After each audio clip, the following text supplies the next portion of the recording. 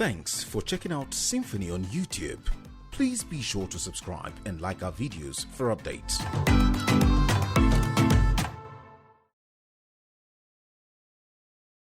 Governor Hope Uzodinma said that for government to succeed in the fight against insecurity in the state, security must be beefed up in the rural areas. He therefore mandated that no arms and ammunition is to be found in the hands of people not authorized to hold such. This council must now go home and get us names of every criminal in their communities. You must collect intelligence for us. You must collect intelligence for security agencies to work.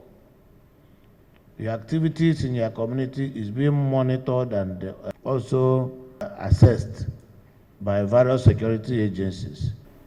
Going forward, we have to be more proactive. We have to plan.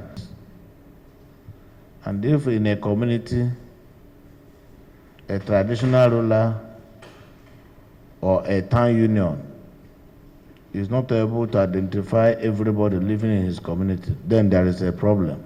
Responding, the Algon chairman, Willie Okoliogo, and chairman, Traditional Rulers Council in the state, His Royal Highness Eze Emmanuel Okeke, pledged their total support to the efforts embarked upon by the governor to fight insecurity in Imo State. Governor Uzodinma implored traditional rulers to advise their subjects who are willing tools in the hands of the devil to desist forthwith from banditry or have themselves to blame.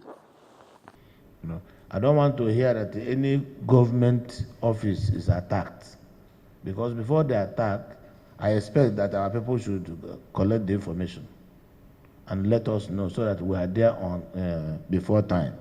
It's not after a damage has been done, you start calling for, they have done it, or they have done it. I want to get your phone call before it is done.